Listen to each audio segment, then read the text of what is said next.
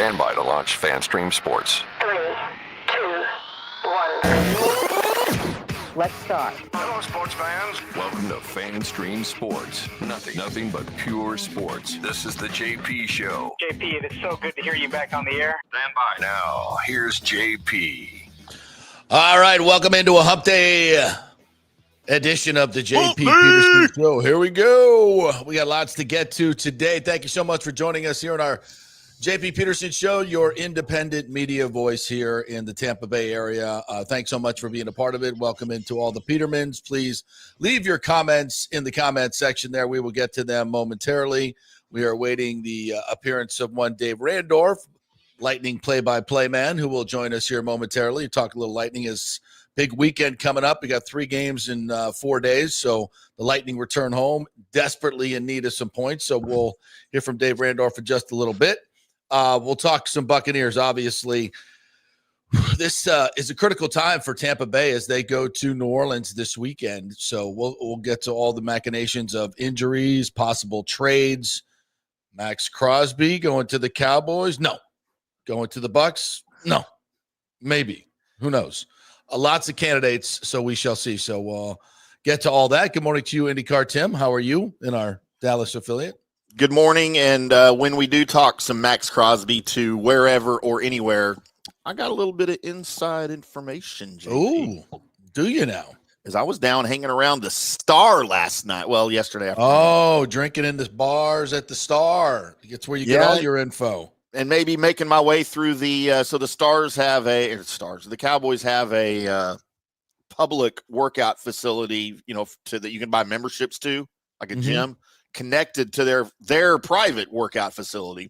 And you get players kind of walking through there and coaches, working out, and occasionally they'll stroll over into the public area where you can pay your $1,200 a month membership fee to be part of the Cowboys workout club and work out with the Cowboys. So anyway, might have overheard some coach talk yesterday. About really? It was intentional. They don't go to public places and talk about private things, but of course, about maybe what's going on with Max Crosby. Yeah.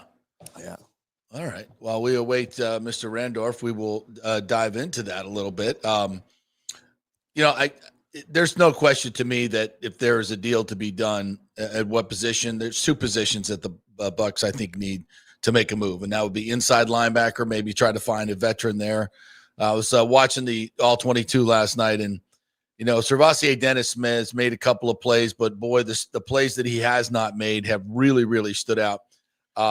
They're chunk plays, and they're pretty similar. It kind of looks like the old days when Devin White was playing, and they would pick on him, and they'd know right at third down. There was a critical play in the game in the fourth quarter where they needed it was 3rd and 7, I believe it was, and or second and 7, and this is the great part of the chess match. It really, you could see this going back and forth. Bowles sends a blitz inside, sends Voss inside, and you can see him trying to just disguise the blitz coming inside. And Levante David they send a tight end in motion, so David goes with him. So they know that Voss and they check out of the play. The Detroit checks out of the play. Goff checks out of the play. When Voss is almost all the way up into the A gap, and they go to this play where they get Sewell out in the front and Gibbs in the flat, and they basically pick. It looks like Voss was, and it might have been Levante. Maybe Levante was supposed to switch on to Voss because he was the onside linebacker there. I don't know, but either way, it was a great call, and the Lions were ready for that blitz, and they caught him, and they gashed him for 30 yards, and that was at a critical time. And they ran that play 3 times, and they probably averaged about 30 yards on every one of those plays.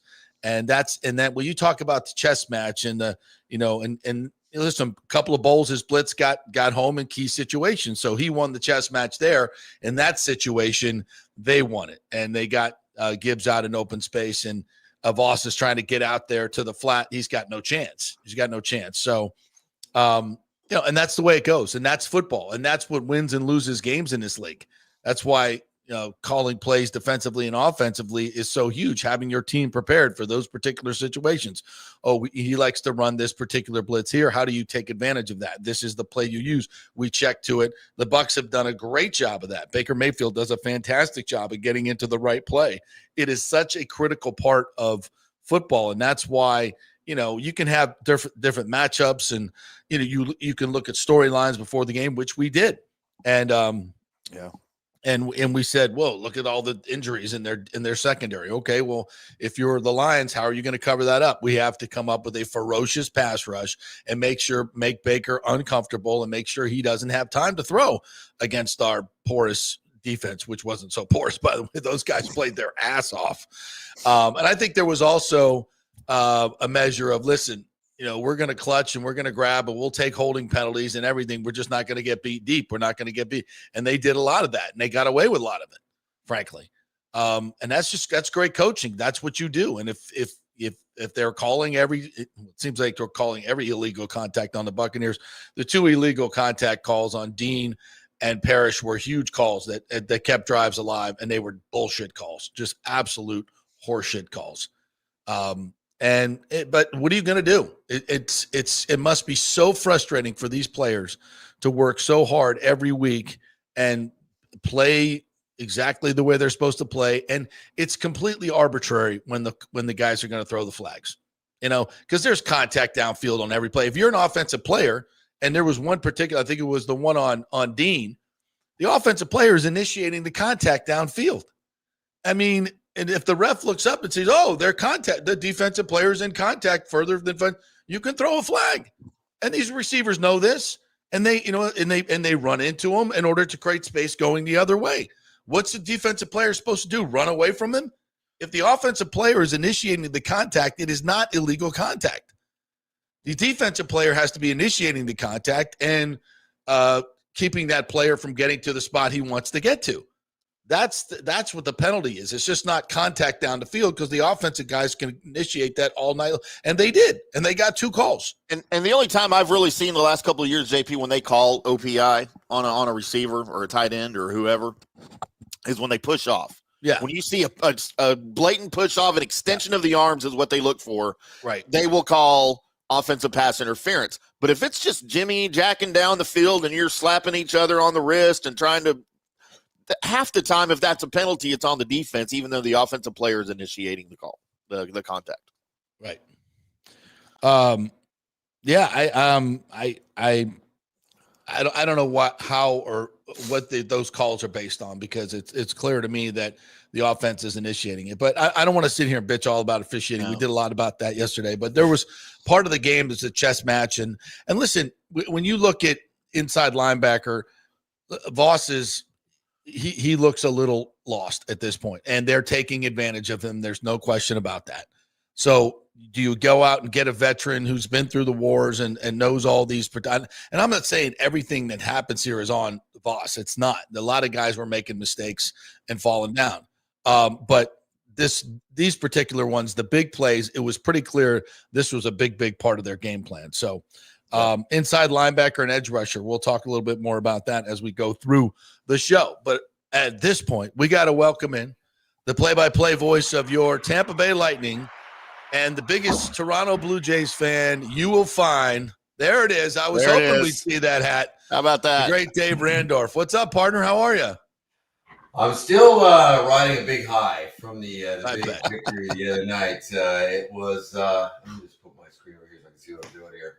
I mean, as we all know, baseball has a special connection, unlike probably other pro sports, for many reasons. And for me, this goes back to my grandfather taking me to a game, the very first Jays season, back at Exhibition Stadium. It snowed on their very first game. I don't know if you know that. No, I did not. Yeah, they had snow, and they got 2 home runs from a guy named Doug Alt, and they won. I remember him. Yes. Yeah, there you go. I didn't go to that game, but I do have the Toronto Star. I still to this day have the Toronto Star front page cover of the headline that the Jays were born and all that kind of stuff in the snow. So anyway, this goes way back. My sons and I share a love of this team, and when George Springer hit that 3-run home run in the 7th inning, it was there was a lot of noise in my house, that's for sure. Well, we got a little treat for you here. Timmy yeah? has cooked up. Yeah. Makes it a little sweeter because the guy that caught it was wearing a George Springer Blue Jays jersey. Oh, was he? I've gone back and looked at all the calls, all the different, because of course when it happened, I was screaming my head off. I didn't hear any of the calls. That's a great call there. Great call there by Joe Davis. But I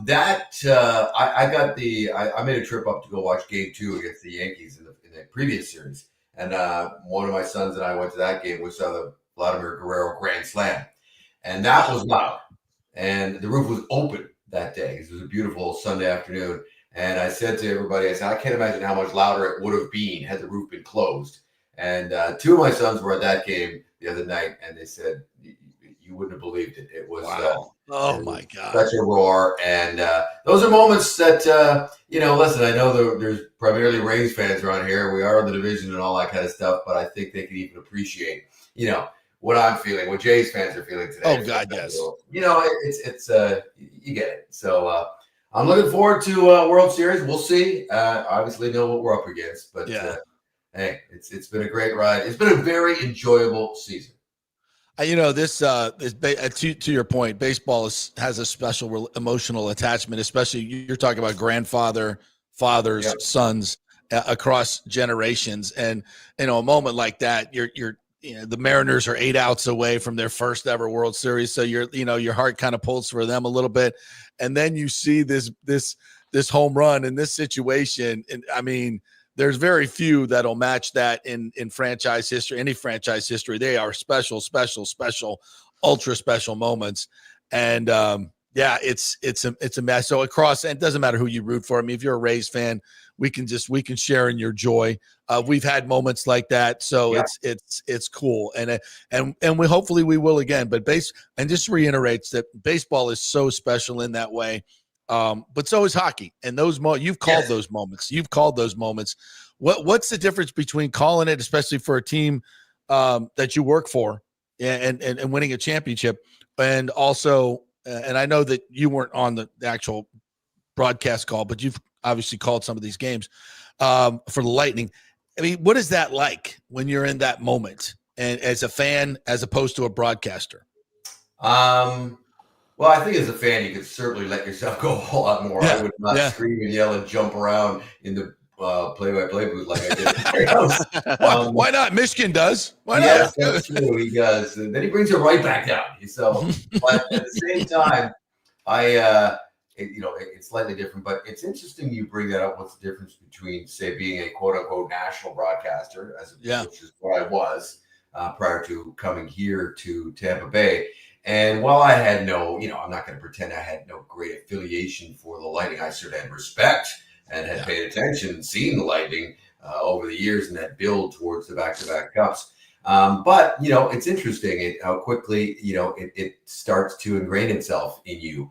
And you're around these people all the time. Last night we had a wonderful, amazing season opening party with the entire staff and players, and you get to know everybody, and you get to know them off the ice, and everybody I'm talking about, from the owners on down. And it is different. And you bring up the that home run right there.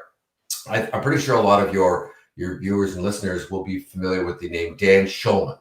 A great play-by-play announcer who did a lot of work for ESPN for years on baseball and college basketball. And he left ESPN because the opportunity was there for him to become the main television voice of his hometown Toronto Blue Jays. He was doing some games here and there, but he was splitting it because he had a lot of work in the U.S. But he finally cut the cord because he wanted his heartstrings pulled at him, and he got to call that moment last night. And he will get to it's on Canadian television. On the channel called Sportsnet, which I used to work for. And people just love the fact that they've got one of their own calling these games. No offense to Joe Davis or any of the great American play-by-play men. It's just, as you know, it's just not the same. It's like when Rick Beckham wasn't around, or maybe even to this point, if I'm not calling a Lightning game. Yes, anymore. I get it, because I'm the same way. I want to hear my guys too. So that's a cool feeling for you as the play-by-play broadcaster, to know that you've got that connection. You're constantly building that connection. And when you get a moment like that, that's when that connection with the fans. Yes. That's what it cements itself. You just hope you nail it on the moment. Yeah. and you do. All right, let's talk a little bit about this team. Yeah. Boy, what a rough start. 1 win in 6 games. Not exactly the way we thought this team would start, but it's not the end of the season. Obviously, there's a long way to go. But just in terms of, I think they're 30th out of 32 teams in shots taken, which is a little bit of a surprise for the Lightning. Never been a super high volume shot, but this is ridiculous at times. The shots taken. What's going on with that you see? Well, as you know, there's a difference between a shot on goal and a scoring chance, right? So you can't. But at the same time, then you look at these numbers, and it's alarming for sure. Yeah. The fact that they have not been able to sustain offensive pressure. Yes, they've had some zone time, but they've been kept to the outside largely, from what I've seen.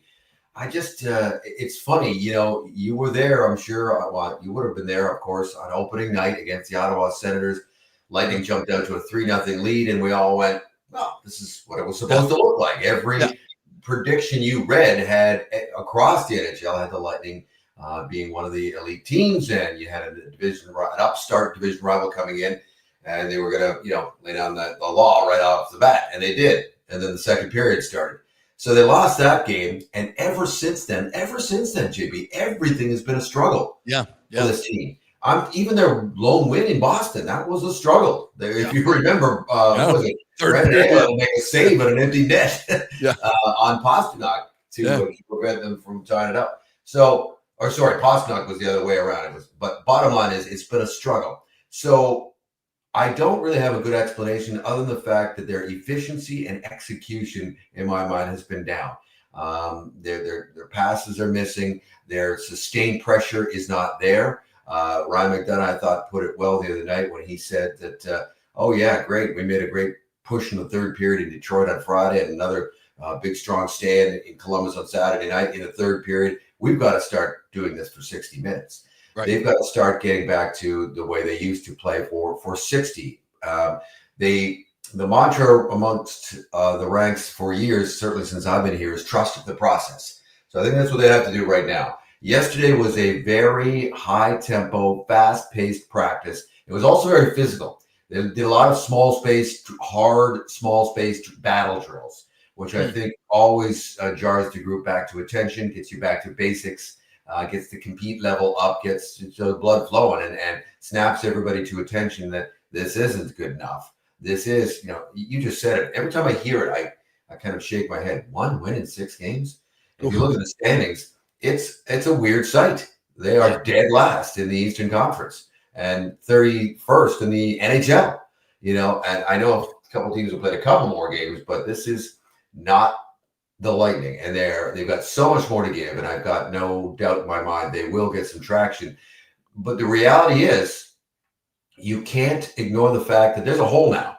There's a hole you need to dig out of here. There's a lot of good teams in front of them, and we need to see a stretch of 700 hockey for a while here to get you back to where you expect to be. That's the reality of it. Can they do it? Yes. This is a very prepared coaching staff, and I've seen them right the ship many times already when you think that they were going to slide off into the abyss here. But I guess the difference here is that we rarely see this out of the gate, a dip like this. So, everybody's got a condensed, hard, busy schedule, JP. Everybody's got a crazy schedule, and they've had one too. 6 games in 10 days, 4 of them on the road, 2 back-to-backs. That's tough. But the reality is, the other teams are going, cry me a river. That's nobody cares. And the Lightning are going to have to dig themselves out of it, and they can. Dave Randorf joining us here, play-by-play man, Scripps TV now, which, by the way, has looked fantastic. You guys are doing a great job. Seamless, it seems, and now so many more people can get it, and I've heard a lot of positive feedback, so that's been a great development for the Lightning. Now we just need to get them a better show on the ice, which it's not your fault. But some moves made, and I think everybody was like, Connor Geeky? Whoa, wait a minute. What's going on here? But I think there's a little bit more to the story. I don't necessarily think they're very disappointed in what he's doing necessarily, or is this just a numbers game where maybe he needs to get more time? He's not a fourth-line guy. and they just don't have top 6 spot for him or even third line that's going. So what try to explain this situation as to why this is not such a horrible thing. And the Lightning certainly aren't giving up on Connor Geekie. No, not at all. I think you summed it up right there, and I'll get to that in a second. I think we all have to take a step back and remember this time last year when he made the team, that was a surprise. That was way ahead of schedule. He was not supposed to make that team out of camp. He impressed. He won a job. He played for the first, 3+ months, and then he hit a wall. And that's what happens when you're 20 years old in the NHL. Yeah. And you're coming straight out of the Western Hockey League, junior hockey. You played basically no pro hockey at that point. And they sent him back last year at that point in time. He got his confidence back and came back for a few more games in the regular season and the playoffs. And you could make the case that he was one of their better players in that first round against Florida. Good. Yep. He got his confidence back, got his swagger back, and incrementally improved his skating skills, which every young player needs to do. But bottom line is, I think you hit the nail on the head. This guy he's not a fourth liner. He's a first round pick with a pro shot that he had that in his back pocket for the moment he arrived. And he can contribute a lot more than just a fourth line role, which is important, but he's beyond and above that. And right now, he did get an opportunity on the second line with Cirelli at center ice. And very different combinations there, but they like Gage Gonzalez in that spot now. He's had some seasoning, and by no means are they giving up on him. Coop said that yesterday.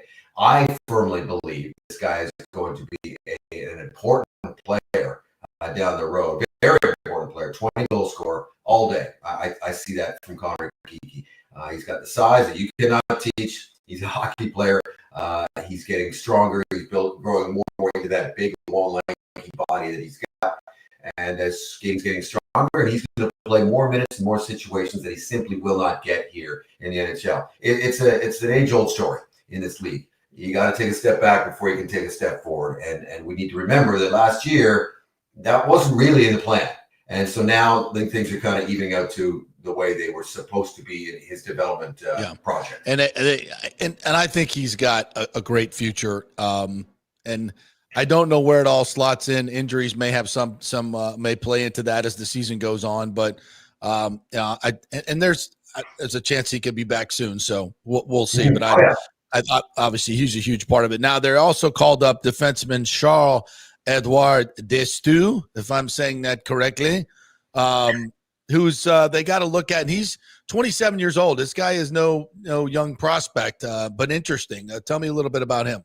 Yeah, I just met him for the first time in training camp. So many names there, and you try to go around the room to introduce yourself and find out a little bit about these guys because you never know when they're going to pop back up on your roster. Right. And here we are.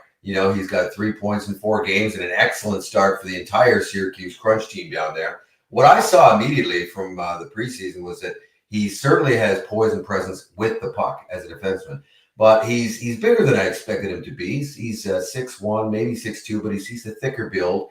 And as you said, he's not a kid. He's been playing pro hockey for 7 years. And get this, he has been the defenseman of the year in the last 3 of the last 4 leagues he's played in. In the Swedish league, which is a very good league. Yeah. The Finnish league, another good, hard pro, and 2 very different styles of play, by the way, even though those countries are right beside each other. 2 different styles of play. One's a harder, more defensive-minded game in the Finnish league, and then the Swedish league is much more conducive to the NHL way on a bigger ice. And I think even those ice surfaces have shrunk, if you ask me correctly. And he's defenseman of the year in both those leagues and in the East Coast League. And he also played the American League as well and put up good numbers there. He is the all-time leading scorer amongst defensemen for the Rimouski Oceanic, which is where he played his junior. And they both such names as Brad Richards and that's a good team. Yeah, and Sidney Crosby came over there as well. So they've had some guys play there, and he's one of them. Yeah. So this guy has got a pretty decent resume. I think definitely we're going to see a look at him and that's not a bad thing in my mind. I know other players who are affected by lineup changes will not love it, but you said it. 1 win in 6 games. The message here is we're not going to sit around too long before we shuffle the deck of cards here and try to make ourselves better. So that's why he's here to send a message, apply a little pressure, and I think in all likelihood get a start, at least one in the NHL while he's here. I spoke to him, just so you know, because you'll have to say his name on the Hockey Live there in the bowl. Yes. Spoke to him yesterday. So I said, so how do you want your name pronounced? He said, well, everybody calls me Charlie. I said, perfect. That's great. He goes, well, but my mom would like it. I go, oh, here we go. So yes, tell me how your mom would like it. So she likes, and it's not Charles. It's not with an S. It's Charles Edouard. Charles Edouard. Edouard Destu. Destu. There you go. Okay. So I'm going to be listening to you. We're coming up. I won't screw it up now. That's for sure. I will not disappoint Mom because she's probably going to be there. Yeah. But so he's going to get I believe, I don't have any inside information, but I believe he's going to get a taste. That's why they bring these guys up. And this is positive for Lightning fans. This is a positive to have options now in the American League, to have guys that they can feel comfortable with bringing up and seeing what's going on. And it doesn't appear as though Max Crozier is quite ready to get back in the lineup after suffering a lower body injury. So this is a good thing, I think, for Lightning fans to see what we got. Because the truth is, JP, for a few years there wasn't much down there in terms of options to call up. Giving away a lot of prospects, Joe Bouchard has gone down there. He's the head coach and the GM, and he has really developed a program there that is starting to really develop guys who, like this guy was never drafted. Yeah. And so they find these guys, and then you have to develop them and make them bolts, as JP or as Julian Breezeball likes to say, make them bolts. Hey, before you go, any updates? Gergensen's we think is coming back, and Cooch will be okay for Blackhawks Thursday night. Yeah, both of them were out there I told you it was a pretty hard practice. Both of them were regular participants. Gergensen's had the regular jersey on. He was banging around in those drills. I would be surprised if he's not in the lineup on Thursday at the very latest on the weekend for the back-to-back against Anaheim and then Vegas. So I think those guys are good. I think Cooch is fine. I believe he was back out there. If he was still sick, he wouldn't be around the team. Right. Yeah. So he was out there on the ice, and I expect he'll be out there again today when practice starts in about half an hour. So it's got to start. They got 3 games here at home, and then they have a quick one in Nashville, and you got to start stacking up some wins now to get back to where you expect it to be. Yeah, hopefully they can get maybe 6 points this weekend and get things headed back in the right direction. That would be good. Yeah. All right, partner. And Friday night you'll have off to watch your Toronto Blue Jays game 1 I'm very fortunate because after they won, I immediately looked at the schedule, and there's only one game that's a conflict. That Nashville game is game 4. But other than that, even Saturday, the Lightning played 5. World Series is at 8, so I'm golden. You're good to go. So I'm going to enjoy it, pal. It's going to be fun to watch. So thanks for indulging me off the top. Well, we'll have the Blue Jays game on in the post game show at over in Cigar City. So if you want to come have a beer and watch some baseball and talk hockey, we'll be there for you. Dave, thanks, man. Appreciate it. We'll see you on Thursday. Always, JP. Always good to be on with you. And by the way, I love the new format and the post game show on the radio with all you guys having a kind of a hot stove. It's entertaining and informative, and it's the way it should be. It's great. I feel intimidated actually with those guys talking hockey. I try to bring the comic relief and the fan perspective. That's about all I can add, but I appreciate that. Thanks, partner. All right, buddy. All right. The great Dave Randorf there. Go Jays. I'll say it. Go Jays. I got to root for the Jays, right? I'm not going to root for the Dodgers, for God's sakes. I mean, if you have a personal connection to the Blue Jays, more power to you. I'm rooting for the Dodgers 100%. You're an Expos fan.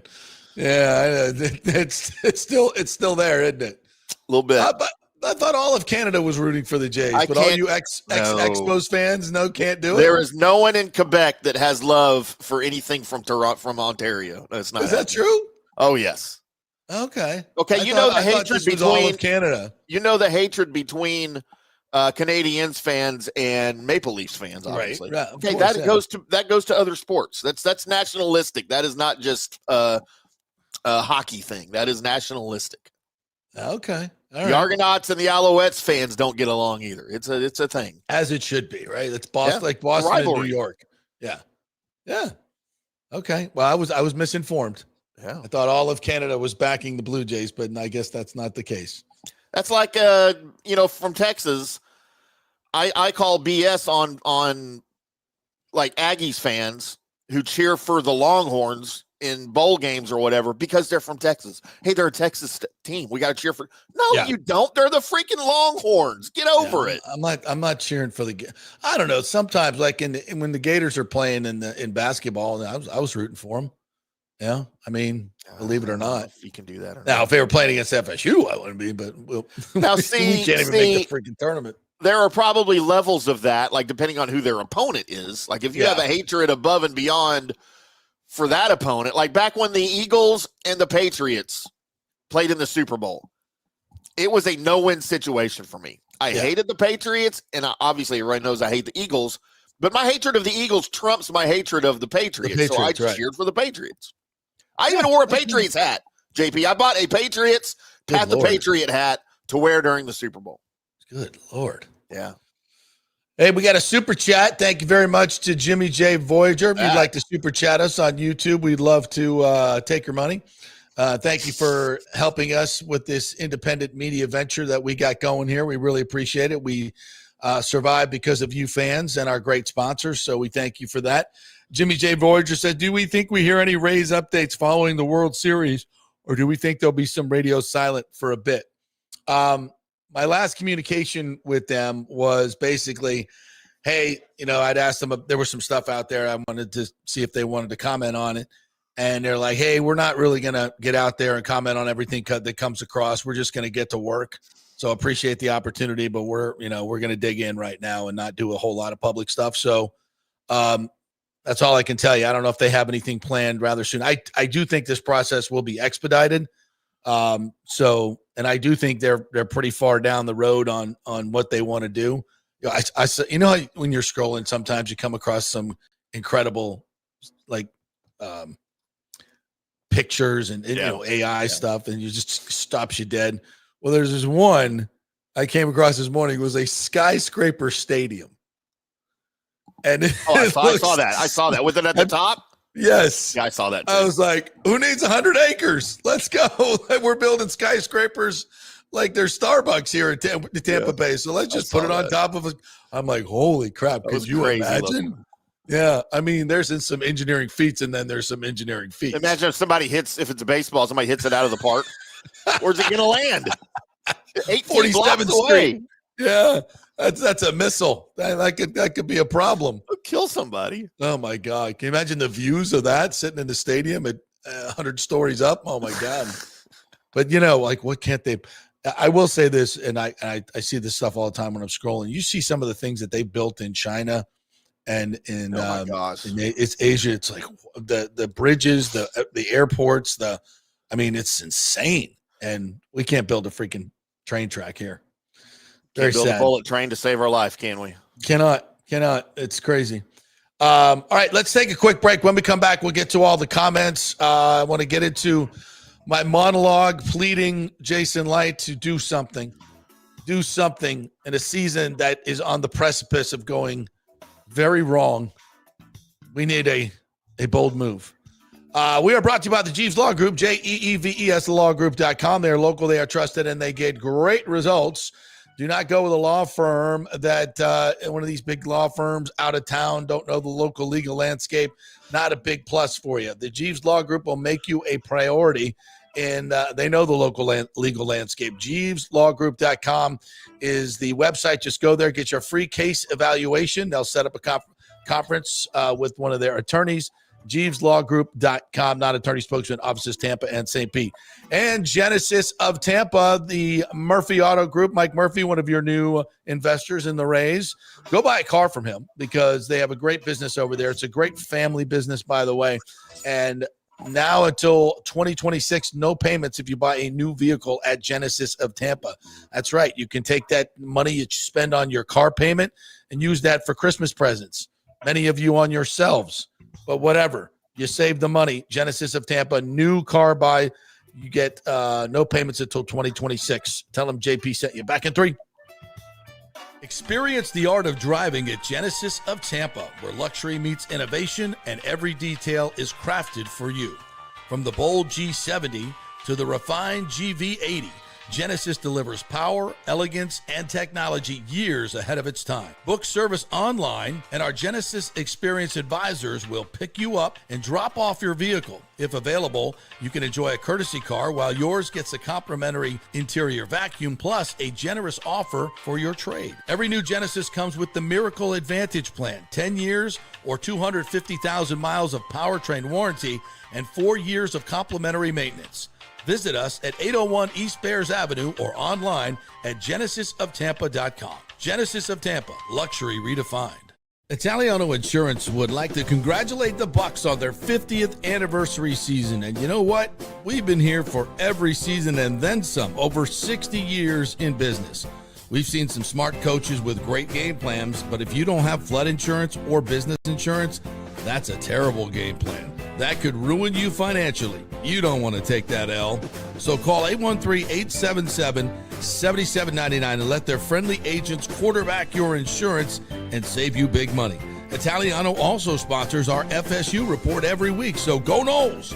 813-877-7799 or go to italianoinsurance.com. JP here for Riveters, our new official sports bar and grill of the JP Peterson Show. And just like our show, no BS, no corporate chain feel, just amazing, authentic folks serving great comfort food in a casual atmosphere at unheard of prices. Riveters is located just south of Raymond James and Steinbrenner Field on Dale Mabry, walking distance to the park, so free parking, great place for pregame and postgame. Let's talk about fresh food. Nothing is frozen. Burgers, wings, prime rib, roasted fresh daily, never frozen. That makes a huge difference. The mahi, the salmon, also super fresh. All our sauces are original recipes made in-house. Our Warhawk chili and fully loaded potato soup is made fresh in-house. It's the best food anywhere, served by people who actually care. Riveters on Dale Mabry, just north of 275, just south of where the Bucs and Rays play. We'll see you there. Are you looking to renovate your home, rebuild after the hurricanes, or build your dream home from scratch? Well, let me tell you about my friend Jason Fawcett and On-Site Construction. They have over 1,450 satisfied clients, 25 years of experience, over 500 designs, and a talented team of over 40 construction professionals. They believe building something exceptional begins by truly focusing on all the details, even the smallest ones. We understand that construction can be a daunting process, and we're here to make it as smooth and stress-free as possible. Quality is non-negotiable at On-Site Construction. We use the finest materials, employ the most skilled tradespeople, and adhere to the highest industry standards to deliver a product we're proud of and that you're going to love. Our project management is meticulous with a focus on completing projects on time and on budget. Your happiness is our primary driver. So give us a call at 813-579-5789 or check out our incredible website at onsiteconstructionfl.com. Are you having legal issues with a business partner or other legal business issues? The attorneys at Walters, Levine, and DeGrave can help. Call 800-616-0384 for a free consultation. At Walters, Levine, and DeGrave, we've redefined what a law firm can be with top-tier attorneys, personal service, and 26 years of success. From business law to civil litigation, we deliver smart, client-focused solutions. Walters, Levine, and DeGrave recently won a $6.4 million jury verdict from a large real estate developer, and they can win for you too. Walters, Levine, and DeGrave. Let's solve it together. Not attorney spokesman. For a free consultation, call 800-616-0384 or go to walterslevine.com. Offices Tampa, Sarasota. Let's go. Right now, back to the show on FanStream Sports. All right, welcome back to the JP Peterson Show, brought to you by the great folks at Riveters, the official sports bar and grill of the JP Peterson Show. They will be hosting the Gator Watch Party as they do each and every week. The Tampa Gator Club is the home for Riveters, or Riveters the home for the Tampa Gator Club. If you want to go watch their new coaches in action this week, check it out at Riveters. Greatest happy hour, greatest food, greatest staff. They got also have a Halloween party coming up too. Spinning the ones and twos. We'll have a DJ, all kinds of fun. So head on out to Riveters of Tampa. If you're going over to J for anything, that's where you want to go. Just south of the stadium right there. All right. So the Buccaneers, I watched the All-22 last night, much to my chagrin. How long does it take you to go through spend 2.5 hours? Okay, maybe that's normal then. Yeah, 2.5 That's hours. not what it takes me to. Yeah, I mean, I'm running back every play, a couple times just to, okay, how's the You're looking at different positions, right? You're looking at different guys on each play. Exactly. Yeah. What did Hassan Reddick do on his play? Oh, not much. What did he do? Oh, he got pressure. Okay, good. He was in his face. There's just so many things that you can see that you just can't see on a television broadcast, and you get distracted at times because there's no sound on this. Right. So I'm sitting in a soundless room watching, running these highlights back and forth, and I'm like, what am I doing?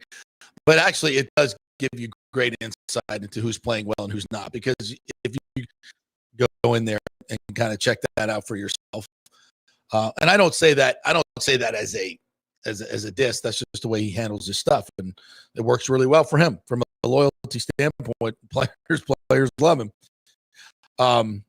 So you got to kind of do it yourself. And I've got the one thing that I would re-emphasize is the bad tackling. Bad tackling really, really cost the Buccaneers in this game. And we said that going into the game that, look, Jahmyr Gibbs is he's a stud.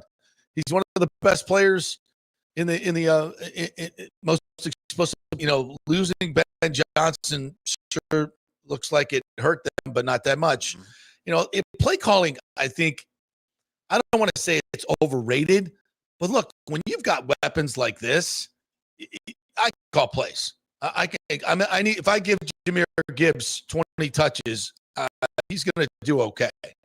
And they've got a really good offensive line. They understand, and they actually look at this Lions offense, and they got guys going everywhere. And, Amon-Ra St. Brown is a fast, quick mofo. He's hard to cover. And when you get him out in space, he's going to make you miss, and he's going to make you look ugly. Parrish had him one-on-one for that touchdown, and he was right in his back pocket until the last second. And golf defense for that. So sometimes you really got to tip your cap to the other team. And defensively, I thought this team made some really good plays. They held Detroit to 24 points. And again, sometimes that could be misleading because if you don't get within two, as soon as the Bucs got within 2 scores at 14-9, they went right down the field. And the Bucs weren't within 2 scores the rest of the game. So you got to kind of take the defensive effort a little bit with a grain of salt, but for the most part, I thought they did some good things. The offensive line was not good. They were not good. And every time, it was interesting, every time Baker, through play action or good protection, had a chance to step into a throw, he made a good throw. And every time he was crowded and couldn't step into the throw, he made a bad throw. A lot of it was the protection. So, and I think you're going to see other teams kind of mush rush him and just try to keep him in the pocket and not let him get out and make plays. And the Bucs are going to have to be more stout up front. The guards were terrible. The guards, well, specifically Michael Jordan, was really bad. He had a bad day. Charlie Heck was not much better. And Graham Barton gave up some pressures as well. That's all look like they're still injured to me. Yeah, there's something. That was the bad performance. And here's the other thing about the run. The run game was good. The run game was really good. The times they ran the football, they were, there was one particular play where they pulled Jordan and Heck into the hole, and Rashad got 8 yards. A lot of those runs, it looked like, oh, that's going to break. That's going to break. And he right at the end, they brought him down. And that, me, if Grizzard goes back and looks at that, I think he's going to say, I should have stayed with the run more. Because there were times when, but there are also shot plays that he called. The one that Baker threw short to Emeka Buka, that was a great call. that was coming off two kind of short-armed it to Ibuka, and it hit the defensive back in the back of the head.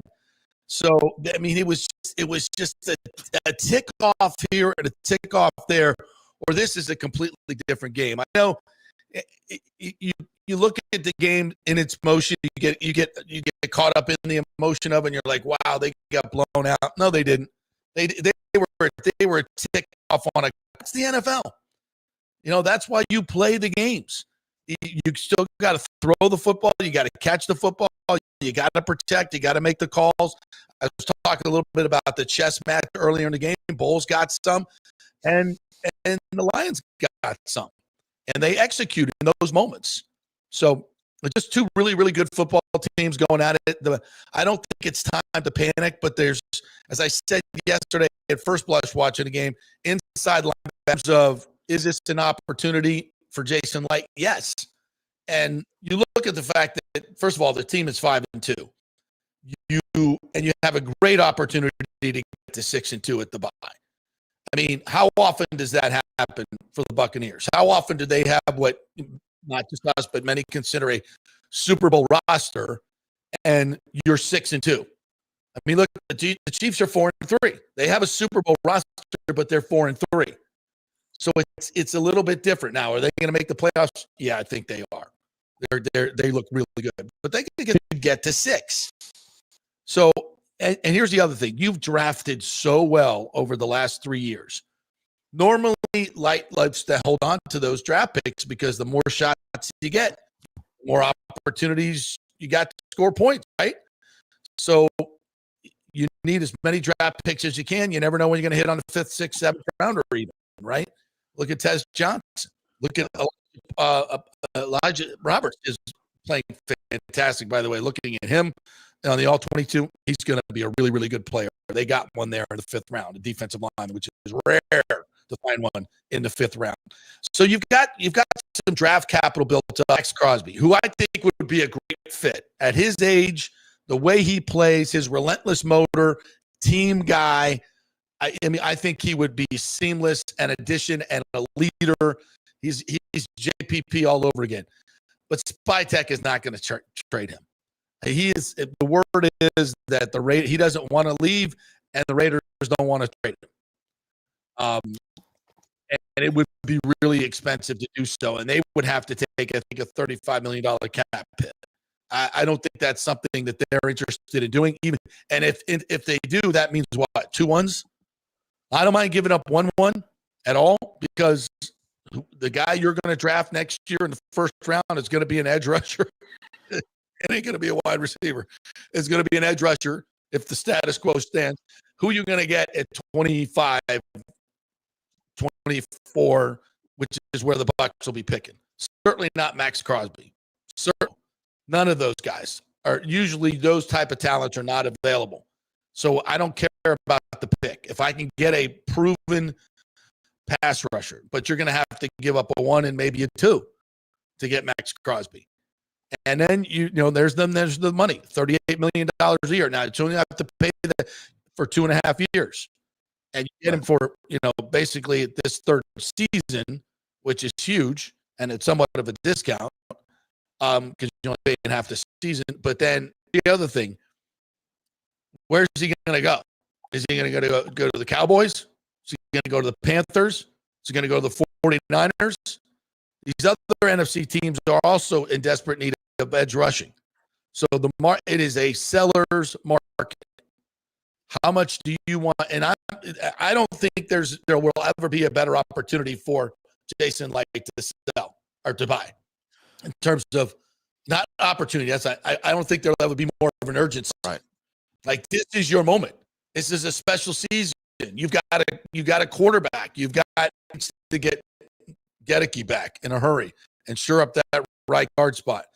You need, you've got a defense that is, I think, on the come with the men. If you can get some guys healthy, and you need a pass rusher and inside linebacker, I would go out of my comfort zone and go find those guys and spend some draft capital.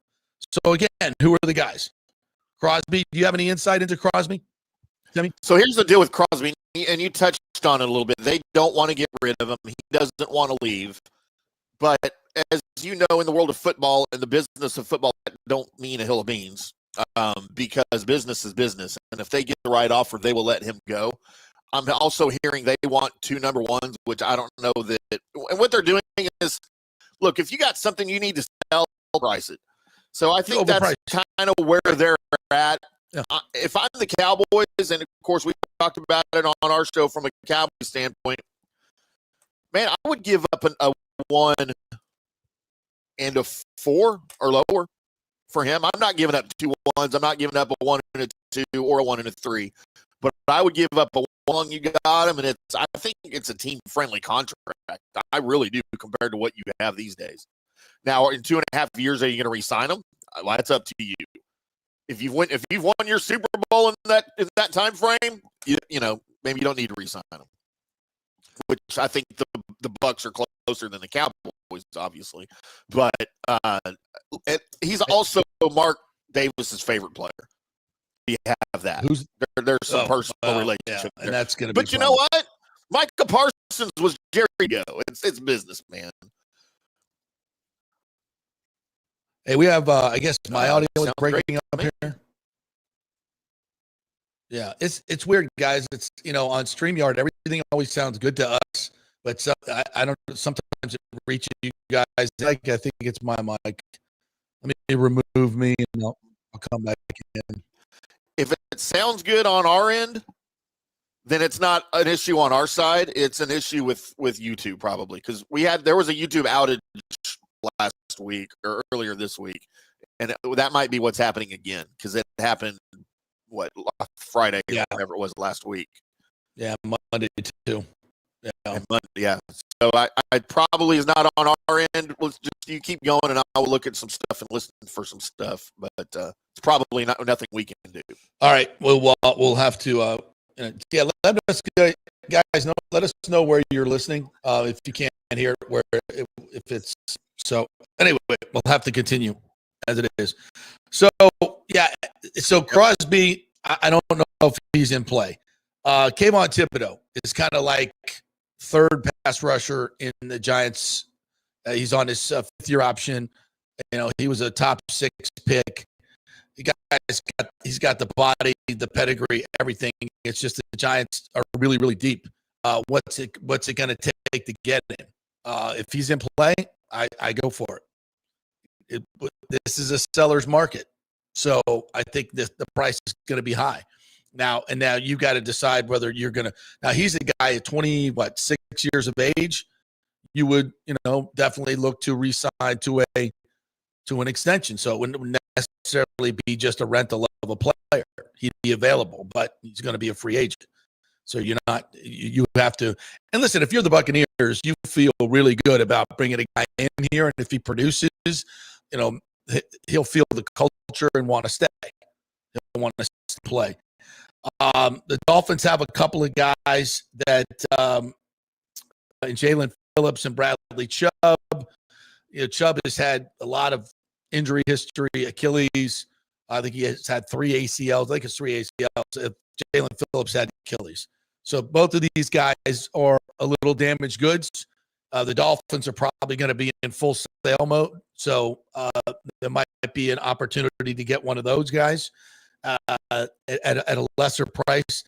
So I don't know who the guy is, but I think Jason Light has to take a swing here. And I think inside linebacker is a must. I would really go try to find a veteran inside linebacker to kind of swim in a little bit. And he's costing us. He's costing us in a lot of situations. It's clear that they're picking on him in coverage. Now, listen, being out in the flat one-on-one with Jahmyr Gibbs and Bijan Robinson, I mean, everybody's going to look kind of foolish. Good luck. But I think it's probably just some other parts of his game that if you had a more experienced player in there, I just think you're better. And typically you can find those guys for not a whole lot of compensation. Again, I know the Bucs don't necessarily want to, and if you can find for the next few years and be a good, stout part, it doesn't have to be a Pro Bowler, a good inside linebacker veteran guy that's been around, played 5 or 6, 7 years in this league, you can find those guys. So we'll see what Jason Light does. But I think the opportunity is now. You've got a special season. You've got some really, really good drafts. You've got cap space there. According to Sport Track, they're $16 million under the cap. And, looking forward to next year, Mike Evans, here's an interesting part. Mike's got a clavicle. It'll probably take 10 weeks for him to come back, which will put him right at the end of the regular season first all over again. Does he still want to play? That's $23 million that's coming off the books next year. Cap's going up $25 million. So in terms of making an investment, if you were to be able to get a Max Crosby or Trey Hendrickson in terms of money, you've got money available. Now, I know you got to pay Gedeke, and there's some other things, but I think right now edge rusher is an absolute necessity. The Bucs haven't been able to win a Super Bowl without a dominant guy there, and Jason Pierre-Paul or Simeon Rice. Every Super Bowl team, it seems, has that dominant guy. It's just part of the formula. The Bucs have got their pressure numbers are not bad, and they've had 10 sacks in the last couple of games. So it's not like their pass rush is horrible, but it's just what are the Cowboys going to do? What are the 49ers? They're going to help your roster, or you're going to fall behind. How aggressive do you want to be? And if there's ever a window for being aggressive for Jason Light, now is that time. Great start. Super Bowl roster, not a dominant team out there in the NFC. There's nobody out there that you go, oh my God, we can't play with them. No, you beaten Seattle, you beaten the 49ers. I think the Lions game was closer than you think. If Elijah Roberts isn't held in the hole, and those two penalties that led to, like, the Bucs got blown out. It kind of looks that way, but when you look at the tape, they were okay. They were a couple of clicks away from being right there at the end. So don't panic. Don't panic. But this is a time. This is a moment to make that move. And I think Jason Light knows that. I think the organization knows that. There was a question in here about, is this an organizational thing, or is it, is it something that Jason Light just doesn't like? I don't necessarily think it's the Glazers are butting in and say, no, we don't give away high draft picks. That's not what we do. I don't think that at all. I think Jason Light has full purview to do whatever the hell he wants to do. They trust him implicitly. And I think, listen, when they're ready and the time is right and the deal looks good, they'll pull the trigger. I don't think he's – But that's one of the things I respect about Jason Light. Going to help the team, then what's the point? And there's a lot of GMs that will do that because they're under pressure to do things, so they just go do things so that they did something. And it's not always the best move for your team. Very rarely is that the best move for your team. Yeah, but I think Jason knows the moment's right, and I think they're looking at everything, and I think they know what their weaknesses are. But first and foremost, go beat the Saints off week. Really can look around, see where your resources are, and what you need to do to shore up this team. I think offensively they're set. Even with Mike going down, I think they're good at receiver. They need to get Godwin back. And he needs to be a factor. And here's another thing: you sit here and you go, and I hate to do this worst case scenario, but we signed Godwin while he was injured. And he's still injured. You took a risk in paying Mike Evans at his age. I don't think it was a big risk, but it's still a risk. So at this point, and I think Mike's contract is over, so we got to re-sign him after this year. Wrapped up in two receivers who aren't playing right now, and that's not great. That's not great. Luckily, you have drafted and have some depth there, but you need to get Godwin back to make a run. And here's the other thing. The last part of the schedule is really manageable. Really manageable. I mean, you can see, especially if you make some additions right now, if you can bring in a pass rusher, an impact guy, and an inside 12 wins, you see 12 wins really, not easily. Nothing's easy in this league, but you can get there. How often have we ever been able to say that about the Buccaneers?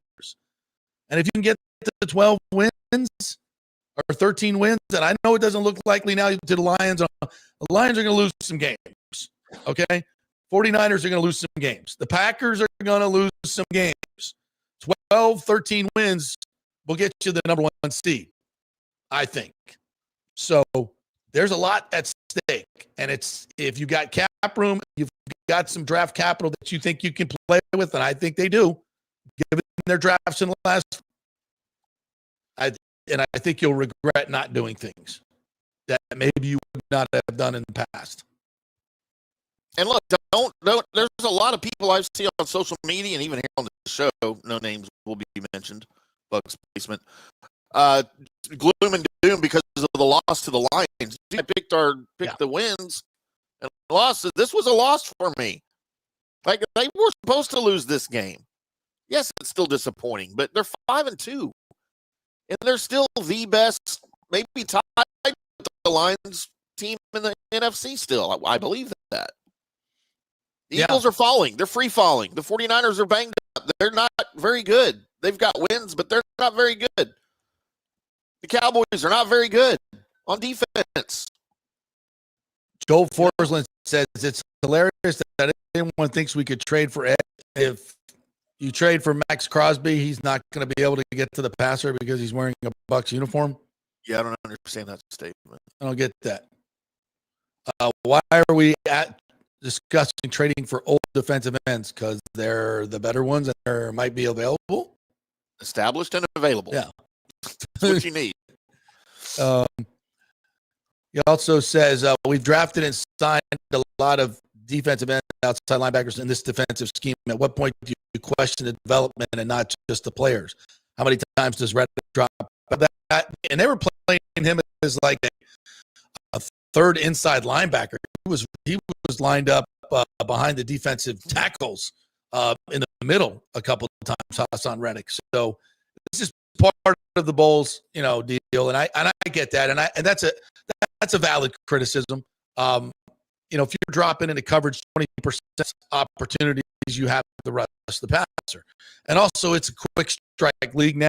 There's Josh Capo had that stat last week. It said there was something like 2,500 dropbacks that were, the ball is out in less than 2 seconds. Those are, how many pressures have you had on those? I think there were 7. So this, quote, 30 dropbacks, but your actual chance to get a sack might be only 10 of those, where you're taking more than 2 seconds. You just, you can't get there. Guys in the shotgun, you can't get there. So we got to keep this in mind. The days I think of, really, really hard to get to. And it's part of this in scheme is part of that. No question about it. So you got to look at pressure rates and all those other things. And the Bucs have been pretty good at that. So I still think you need that game wrecker because it changes the way offenses attack you. Because you look at what the Bucs have to do, even last week against Aiden Hutchinson, Otten, tight end Payne Durham, they were constantly, the backs were constantly having to chip and be there. So you can still look at any scheme you want. You can look at teams win Super Bowls have these guys. It's almost universally. And there's got to be something to that. All right, we'll take another break. We'll come back and get to some more comments here. We got to get to some of the college football as well. I had an interesting conversation, or a couple conversations yesterday with some Florida State boosters, so I'll pass on some of the background information that I learned there. Florida still a whole lot going on with that, but you probably won't. So we'll get to that, and we'll do a little baseball as well. So want to remind you folks, Italiano Insurance is the place to go if you need homeowners insurance. If you haven't checked your insurance in a while, haven't done that insurance checkup, give them a call, 813-877-7799. You're probably just paying that bill every month. Go ahead and let them shop it around. It doesn't cost you any time. It costs you any. ItalianoInsurance.com, 813-877-7799. Back in 3. The holidays are coming up, and the Golden Diamond Source wants to be your family jeweler. Discover the ultimate jewelry superstore with the largest selection jewelry all under one roof. Don't wait any longer to find that one-of-a-kind perfect engagement ring for that special someone in your life. And as your relationship grows, so can your diamond with the Golden Diamond. You get 100% of its value when you come back to trade up. And why don't you get a head start on your holiday shopping? With the Golden Diamond Source's unbeatable low price, you can get 5 years, 0%, and make this holiday season truly memorable. The Golden Diamonds formed over billions of years by the Earth's incredible forces. If it's real love, get a real diamond. Shop online anytime at Golden Diamond. Tell them JP sent you at 3800 Almaton Road, always online at goldendiamond.com. Welcome to Kingmakers, home of the JP Peterson Show studio and Tampa's premier business networking. By day, it's an exclusive, vibrant co-working space with a stylish conference room, focus rooms, a full production studio, and an in-house march transforms into a sports-centric social hub with a full sports bar, golf simulator, and exclusive events. For young entrepreneurs and seasoned professionals, it's the perfect place to work hard, play hard. Down Tampa. Close the deal, celebrate the win. Only at Kingmakers. Become a member today at kingmakerstampa.com. Your business, your club. And my man Scott Jeeves, who lives right here and has long been a highly respected member of our community. He's a proud sponsor of the Tampa Riverwalk, sponsor of our Grand Central District in St. Pete, and has neighborhood events throughout the year. He has an office on Central Avenue in St. Pete and one on South Howard in Tampa. You can't get more local than that. So when you need an attorney, you're just all over the state, or the one that supports your favorite sports show. It's the Jeeves Law Group. We're local, we're trusted, and we get results. For personal injury and personal attention, call us for a free case evaluation. That's 8889-JEEVES. That's 88VES. With this record heat in Tampa Bay, you better have your AC unit running at peak efficiency. Third Generation Plumbing installs the best American power split systems, offer the highest efficiency available while reducing energy bills and maximize plumbing. Trust American Standard Air Conditioning, built to last, made to perform. Whether it's a new install or an emergency repair, our family-owned team brings 3 generator home, now with the unmatched reliability of American Standard. Plumbing or cooling, we've got Tampa covered. Call Third Generation Plumbing today, 813-961-8024, or go to Third Generation AC.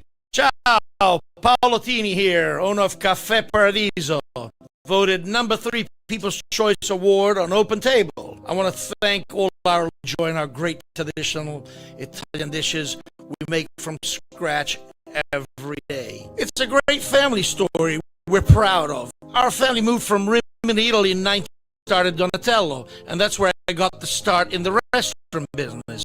I started Caffè Paradiso on South McDill in 1995 from our traditional ossobuco, a veal slow roast for 4 hours, to our daily fresh catch, the sauce and lobster claw meat, homemade pasta like lasagna, farfalle salchicha, which is a bow tie pasta homemade with fresh sausage. Hold on a minute, JP's favorite. I love it. So come on, have a deal. Get a reservation on Open Table and see all our 5-star reviews.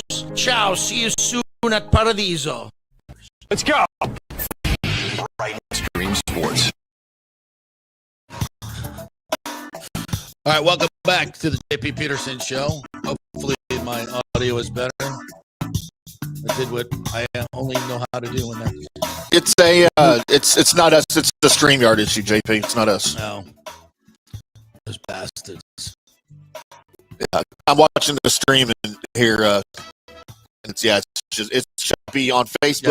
It's choppy on X. It's choppy on Facebook or on YouTube. So it's not us. It's Well, hopefully it will at some point self-correct. And I understand you guys. If you can't listen, you can't listen. I apologize. Yep. Letting us know. I guess let us know if it clears up. I don't know. Thank you for sticking with us. There's nothing we can do about it. It's not us. It's not us. It's them. Although I will say thank you to Cody for this. So it's choppy audio on YouTube, but still way better than listening to 620. Love it. Cody, DM us, Cody. You deserve a shirt for that. Yeah. I'll send you a shirt. No, it's not Mint Cellular. Thomas Casper song. Yes. Mobile. So ridiculous. Well, they don't spend a lot on their marketing. I'd rather have Walmart as my mobile provider than Mint. I have Spectrum, and I don't know. They're all bad. Pretty. They're all bad. I have AT&T. I switch about every year when they throw free stuff at me. I'm looking for a free offer or something. Like I pay. You want to know what my cell phone bill is every month, JP? What's that? It's about $340. How many kids you got on there? 5. 5 lines cost about $340 a month. I have 6 total lines, including my own. Yeah, and my Apple Watch. Well, they need to. I have no tablets. I don't have anything other. And it's just all kids lines and stuff. Well, I don't know. $60 is a lot, but I know there's cheaper stuff out there. But who knows? All right, let's get to some of the comments. Hopefully, just some that don't say your audio sucks. It's the video too. Copy too. So it's sorry to all of you guys. James says the Bucs lay an egg Sunday versus the Saints. Season over. At 5-3, the season is over at the bye. Okay, good to know. You would hope a Bucs motivated going into the bye week and destroy Saints and allow backups to play in the second half. Let's see how Bowles has the Bucs ready. I think the Saints are having a bad season. They're beat up. But listen, if I've learned anything about the NFL, like injuries matter, but sometimes they can turn your team around. And what Detroit did, the way those guys played in the secondary last week, and I think Troy Aikman said at one point, he said, this is one of the greatest defensive performances I've ever. I mean, again, tip of the cap to those guys. Those guys made plays. One of the 38 Winfield or something. I don't even know the guy. Whitehead. He must have had 5 pass breakups, and he's a special teams guy playing base defense for the first time ever. I mean, that's just crazy. They played really well. Just a tick off. James says a busted edge. Bucs must get a pass rush to help. Yeah. I mean, Braswell is. I mean, I see nothing there. You know, I was one of the more curious. At Bama had a lot of pressures, but not sacks. You turn on the tape, he's not uber athletic. He's not uber powerful. It doesn't really have superpower. And he's been very average. Very average. I mean, you turn on the All-22, he's not doing it. Bootleg where he got fooled.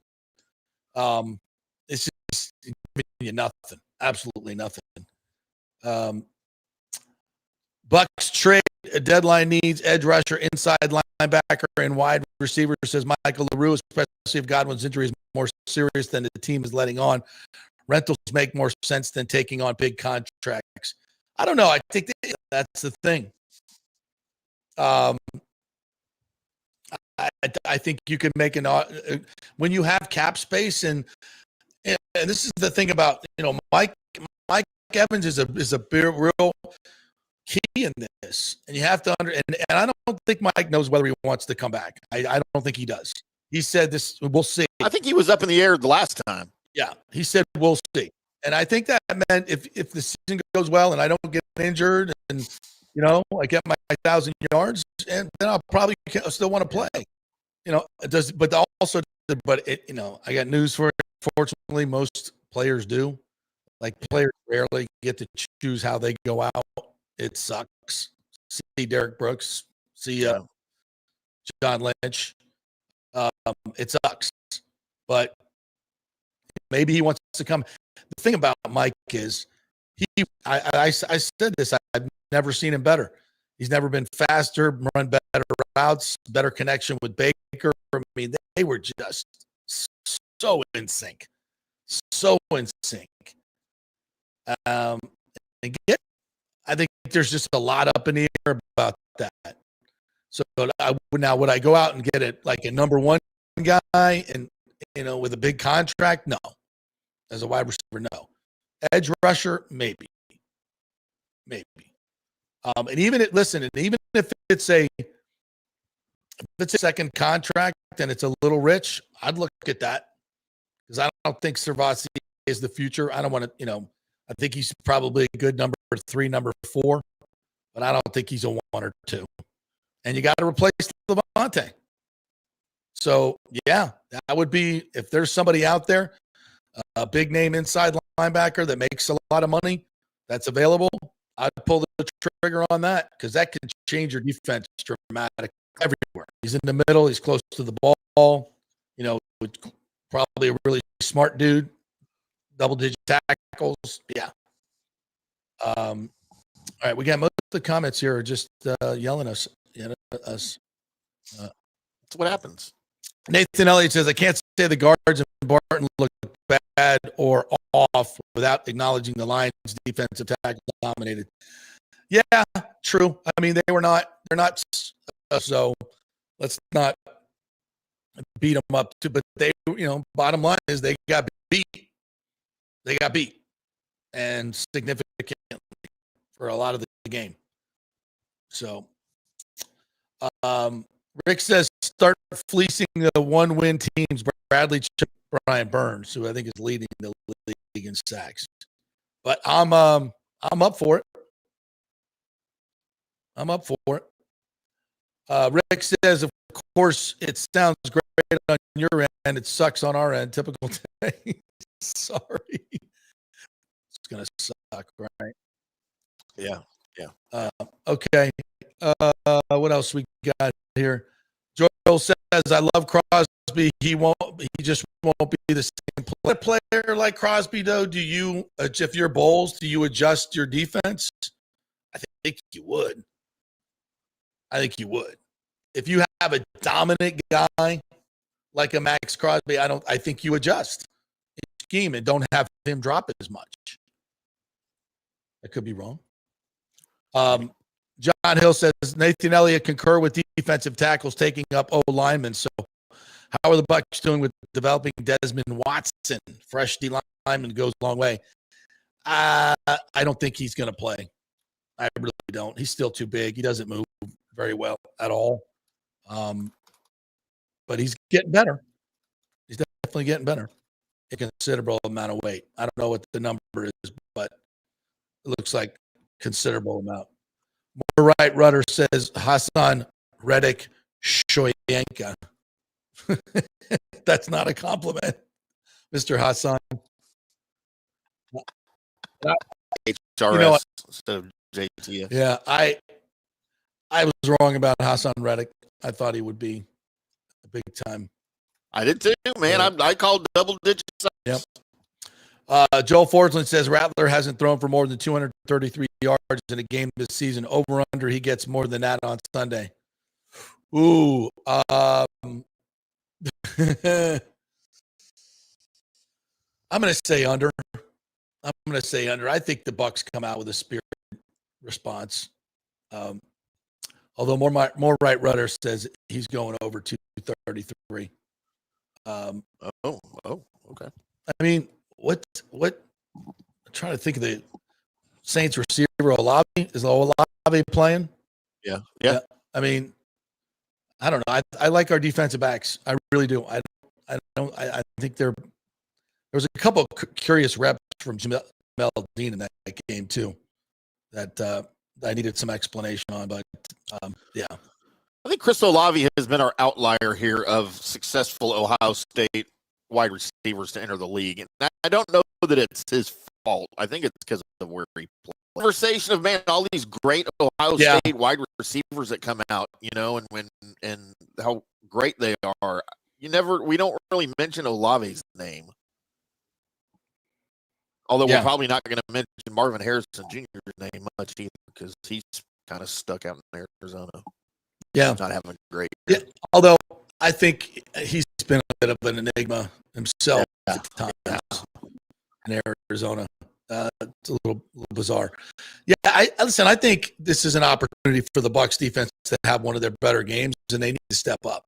With your offense hurting a little bit, this is where you need your defense to step up, grab 3 or 4 turnovers in this game, and blow them out. Get up on them early. Get after them.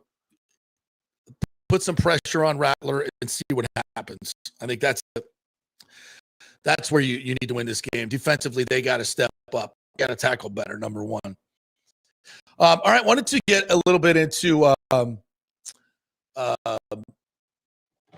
college stuff here. I spoke with a couple of FSU big boosters yesterday, and I'm not going to give any specifics because it was off the record. So this is very much for background information. Where is Florida State at in terms of money? Do they have enough money to buy out Mike Norvell? What I believe now, you saw the public statement that went out last week from Michael Alford that is getting wildly ridiculed. And I get it. You look at Florida and they pulled the trigger. You want to do the same thing. It's not the same situation. There's a $20 million buyout, $63 million buyout are not the same. I've been told that there is some savings in terms of the buyouts of all the contracts if they go the full term this year. I don't know what, sacking ahead, it does tell the recruits that obviously someone else new is coming in. I think there's ways to figure that out anyway if you're a recruit.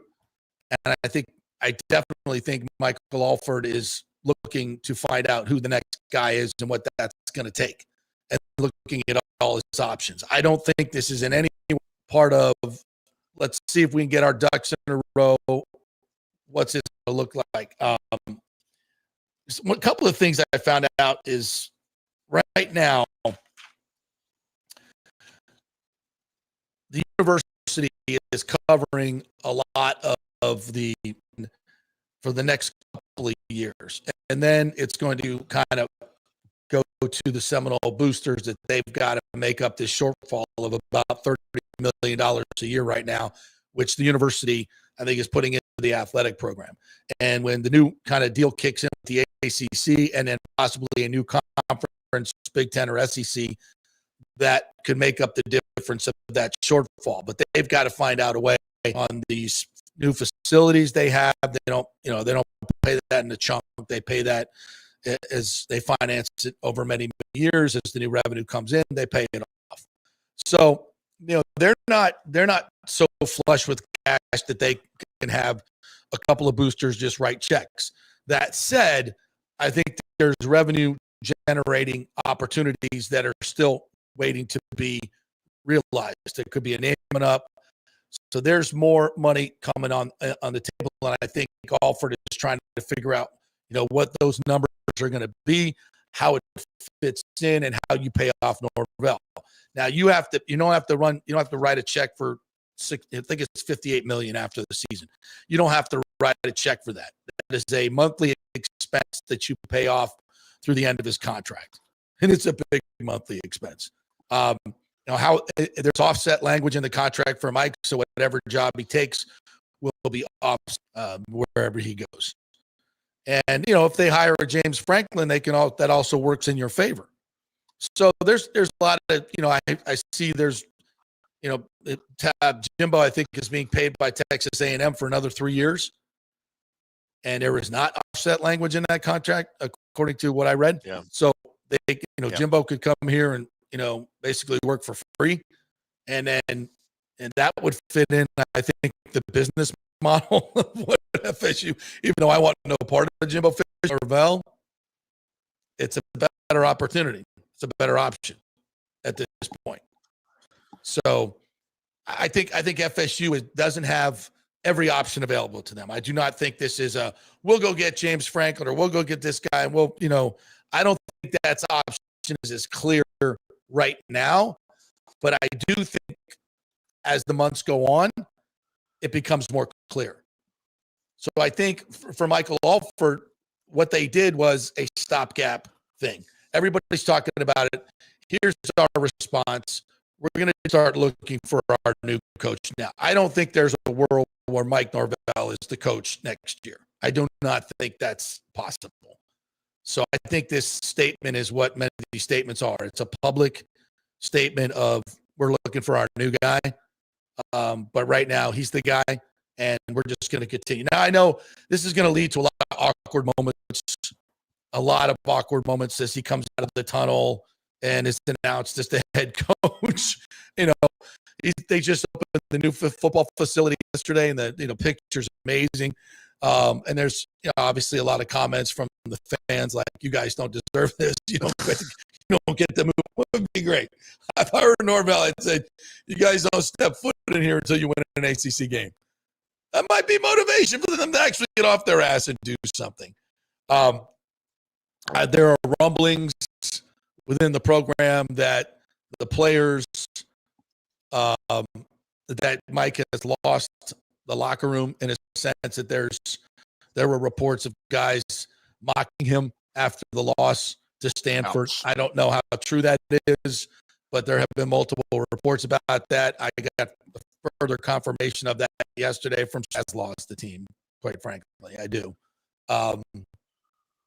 Would it be better just to go to an interim? I don't know. I think this season is lost. You look at this schedule, they're not winning at Clemson. They're going to get to Florida, will probably whoop their ass in Gainesville at the end of the year.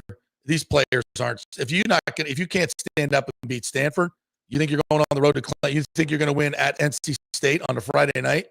No freaking chance. They might be. Wake Forest is 4-2. You may not even beat them. Virginia Tech's horrible. That's maybe the only win you have. There's not a world where Mike survives. But they've got, I think right now they're getting their ducks in a row, trying to figure out who the next guy is. And look, you're going to have tremendous facilities, among the best in the nation. You have a great brand still. I know it looks bad right now for Florida State, but I think there's brighter days ahead. And clearly, Alford, from what I heard yesterday, Alford is in good standing. I think he is fully in control and has control of this and will make these decisions moving forward. And I think that's good. I think he's doing a fantastic job. I think a lot of this criticism of him is not warranted. I think the new facilities that he's done, the fight that he had with the ACC was hard, but somebody had to do it, and he took a lot of shit for it. But I think it was the thing that had to be done. So let's see where this program is at the end of the year. I don't know who they're going to hire, but I still think there's a lot of good going on here. It's not the end of the world. They'll find the next guy, and I don't know who it's going to be at this. If I were Michael Alford, so we'll see. Yeah. All right, let's take another break. We'll come back on the other side. We're going to hear from Todd Bowles. We have a little bit of Todd Bowles from yesterday, so we'll hear from him. Hopefully the audio is cleared up. You guys are listening. And we'll have an update from practice. Looks like Bucky Irving was not at practice. We are brought to you by the great folks at On-Site Construction and Restoration. On-Site Construction, FL.com is the website. Jason Fawcett is the owner. Good dude. give them a call over there. They will come on out, look at your property, tell you what's possible in terms of restoration, maybe adding on. A lot of firms, construction firms do new building. Of course, on-site construction does that as well. But adding on to your home is a tricky thing. They've done over 1,400 jobs here locally. So let the experienced folks work on your home. On-site construction, FL.com. JP here for Riveters, the official sports bar and grill of the JP Peterson Show. We're located just south of Ray J and Steinbrenner Field, so it's a great pre- and post-game spot, and the happy hour is amazing. Monday through Friday, $3 Bud Light drafts, $4 domestic bottles, $5 wells, $6 premium wells, $6 cocktails like margaritas. It's unheard of. And the Riveters food is freshly made daily. No freezers. Happy hour food specials include $3.50 taco dollars. You get edamame or chips with the beer cheese, which is amazing. $8 buffalo chicken dip, my favorite. The truffle fries, chili cheese fries, also $8 at happy hour, as well as other specials throughout the week. Tacos and Wing Wednesdays, 7 o'clock to 1 a.m. in the morning. You get our amazing wings, 5 for $5 and $5 wells and wines. That's a good Wednesday night. So if you're tired of the preppy, overpriced generic sports bars, come see the amazing, friendly bartenders and staff at Riveters, where customer service really matters. Riveters, we'll see you there. Experience the art of driving at Genesis of Tampa, where luxury meets innovation and every detail is crafted for you. From the bold G70 to the refined GV80, Genesis delivers power, elegance, and technology. Service online, and our Genesis experienced advisors will pick you up and drop off your vehicle. If available, you can enjoy a courtesy car while yours gets a complimentary interior vacuum plus a generous offer for your trade. Every new plan, 10 years or 250,000 miles of powertrain warranty and 4 years of complimentary maintenance. Visit us at 801 East Bears Avenue or online at genesisoftampa.com. Redefined. Italiano Insurance would like to congratulate the Bucs on their 50th anniversary season. And you know what? We've been here for every season and then some, over 60 years in business. We've seen some smart coaches with great game plans, but if you don't have flood insurance or business insurance, that could ruin you financially. You don't want to take that L. So call 813-877-7799 and let their friendly agents quarterback your insurance and save you big money. Italiano also sponsors our FSU report every week, so go Noles. 899 or go to italianoinsurance.com. JP here for my friend Jason Fawcett, owner of On-Site Construction. They do residential and commercial renovations and new construction. As a leading home builder and general contractor, On-Site Construction prides itself on transforming homes through superior client vision and an unmatched commitment to quality and service. It's about building relationships. We take the time to understand our clients' needs, preferences, and budgets so that we can deliver a personalized experience tailored to their unique vision. From the initial designs to the final touches, where the end result mirrors your vision. Here are some testimonials from happy customers. G. Gibson says, no hidden costs, very honest, reliable, creative, and communicates well. Reasonable and fair with their pricing, no hidden costs. C. Smith said, did not disappoint. I'm very happy with the work. This company really cares and will take care of it. So if you're just thinking about building or renovating, 813-579-5789 or check out our website at onsiteconstructionfl.com. Are you having legal issues with a business partner or other legal business issues? The attorneys at Walters, Levine, and DeGrave can help. Call 800-616 consultation. At Walters, Levine, and DeGrave, we've redefined what a law firm can be with top-tier attorneys, personal service, and 26 years of success. From business law to civil litigation, we deliver smart, client-focused solutions. Walters, Levine, and DeGrave recently won a $6.4 million real estate developer, and they can win for you too. Walters, Levine, and DeGrave. Let's solve it together. Not an attorney spokesman. For a free consultation, call 800-616-0384 or go to walterslevine.com. Offices Tampa, Sarasota. Let's go. Right now. Back to the show. All right, welcome back to the JP Peterson Show, brought to you by Don'tGoUncovered.com. It is that time for open enrollment for health insurance. So if you're looking to see what's out there, Don'tGoUncovered.com is a great website. Look up the information there. They got a number, 800 number on there that you can call. And you don't want to be uncovered, folks, with health insurance because that could wreck you financially. So go get some coverage. They will take a little bit of your financial information and let you know what your subsidy might be and get you some insurance. I worked with them for 5 years and saved thousands and thousands of dollars. So they know Don'tGoUncovered.com is the website. Great agents there waiting to chat with you and hopefully save you money on your health insurance. Give it a shot. Give it a shot.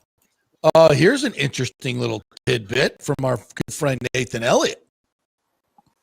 Breaking news. Buccaneers have emailed season pass members in Lot 12 that the parking lot is closing next year. They want to send people who parked in Lot 12 to different parking lots.